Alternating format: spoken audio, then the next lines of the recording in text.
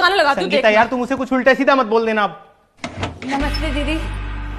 जब तुझे काम नहीं करना होता ना तो सीधा सीधा बता दिया कर। तेरे चक्कर में ना मुझे घर में बातें सुननी पड़ जाती हैं। सॉरी दीदी, हमारा बेटा का ना तबीयत बहुत ज्यादा खराब हो गया था कल रात से, इसलिए हम भागे भागे आए हैं। सब बहाने तैयार रहते हैं ना तेरे। तू एक बात बता, मैं तेरे भैया को क्या दूं नाश्ते में? बोला था मैंने तुझे आज जल्दी आ जाइए, उन्हें जल्दी निकलना ऑफिस के लिए। हम बस जल्दी से जाके बना देते हैं ना। हाँ तो महारानी जी आप बाहर क्या कर रही हैं खड़े होके? अंदर जाइए।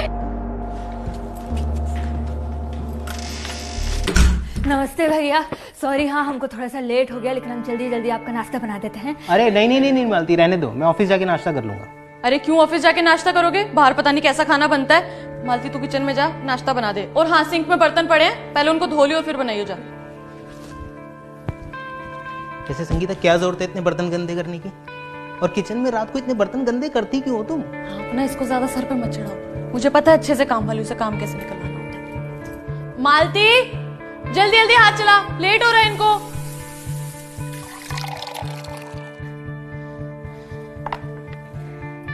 दीदी आपका भी नाश्ता लगा दें? तू मेरी छोड़, तू जाके पहले कन्नू को तैयार कर। ठीक है। यार सुनो सुनो सुनो, हाँ। बेटा कैसा है तुम्हारा? भैया उसको तो रात से बहुत तेज बुखार है। अरे इसने कुछ खिलाया होगा उल्टा सीधा उसको। इनके यहाँ तो वैसे भी खाना खुला मिलता है। अरे नहीं दीदी, हम उसको बाहर का खाना खाने नहीं देते हैं। वो तो बस कल खाना जब खा रहा था ना, तो उसके बाद हम उसको बस केक खिला देते जो आप दिए थे। सुना तुमने? तू कहना क्या चाहती है कि मैंने जो केक तेरे बेटे के लिए भेजा उससे तेरा बेटा बीमार हो गया? नहीं दीदी, हम ऐसा नहीं कह रहे हैं, आप गलत समझ रही हैं। संगीता मालती तुम जाओ कन्नू को तैयार करो। हाँ हाँ। बहुत तरफदारी कर रहे थे ना इसकी। देखा कैसी कैसी ऐसी जुबान चलती है इसकी। बोल रही है कि मैंने जो इसके बेटे के लिए केक भेजा उससे इसका बेटा बीमार हो गया।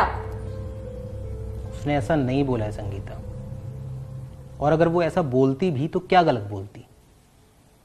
तुमने उसके बेटे को जो केक खाने के लिए दिया था, जानती हो वो घर पर कब आया था?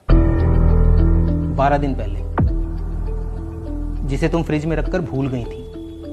और कन्नू ने जब वही केक खाने की जिद करी तो तुमने उसे ये कहकर मना कर दिया कि केक पुराना है। तो तुम वही केक उसके बेटे को खाने के लिए कैसे दे सकते हो? वो बच्चा नहीं है क्या? उसकी तबीयत खराब होने की जिम्मेदार तुम हो संगीता। इंसान को इंसान समझो। और ये सिर्फ तुम्हारी नहीं है, बहुत से घरों की यही प्रॉब्लम है। खाना बासी हो गया तो काम वाली को दे दो। फ्रिज में कोई चीज पड़ी सड़ रही है तो कुछ नहीं, काम वाली को दे देते हैं। मालती हमारी मेड है संगीता, कोई भिखारन नहीं है जो तुम्हारे टुकड़ों पर जिएगी।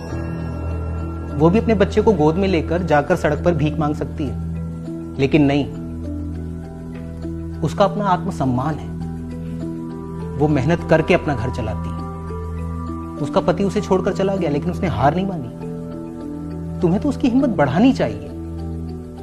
और अगर उम्र के हिसाब से भी देखें तो तुम और मालती एक ही उम्र के होगे। सिर्फ इस बात पर तुम्हें उसे कोसने का मौका नहीं मिल जाता कि तुम्हारा पति एक अच्छी नौकरी करता है और उसका पति उसे छोड़कर जा चुका है। वो हमारे यहां काम करती है। जैसे मैं किसी के यहां एम्प्लॉई हूं, वैसी वो हमारे यहां एम्प्लॉई है। जिंदगी में तरक्की करने, आगे बढ़ने का ये मतलब बिल्कुल भी नहीं होता संगीता कि हमें अपने से कम हैसियत वाले लोगों की बेइज्जती करने का अधिकार मिल जाए। इंसान को इंसान समझो संगीता। पता नहीं कौन अपने कैसे समय में जीकर आपकी जिंदगी को आसान कर रहा है। इसलिए लोगों की दुआएं लो, हाय नहीं, मददगार बनो, गुनहगार नहीं। दीदी कन्नू बाबा को बुखार हो गया, आज स्कूल मत भेजिए। अरे चिंता करने का कोई बात नहीं, हम कन्नू बाबा को बुखार वाला सिरप पिला दिए, बाबा सो रहे हैं अभी। लेकिन कल रात तक तो ठीक था कन्नू, बुखार कैसे हो गया उसे? वो भैया दीदी से छिपकर कन्नू बाबा ने केक खा लिया था, इसलिए। डांटिएगा मत, हम बोल दिए हैं कि आपको नहीं बताएंगे।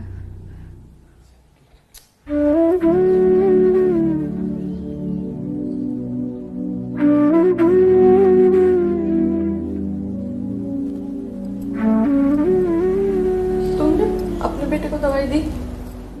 उसका कोई टेंशन नहीं है दीदी, हम उसको समझा दिए हैं कि माथा पर पानी का पट्टी डालना है, तो कोई कोई दिक्कत नहीं है ऐसा। और उसको तो ऐसे भी बहाना चाहिए कि मम्मी साथ में रहे, है ना। हम सोच रहे जाके झाड़ू पोछा कर लेते हैं, ठीक है ना। आपको जो कपड़ा भिजवाना है वो निकाल के रख लीजिएगा। हाँ, जो ढोते हैं कंधों पर घर की जिम्मेदारियों का बोझ, कोशिश कीजिए कि आपकी वजह से उनके पैर न जख्मी हों।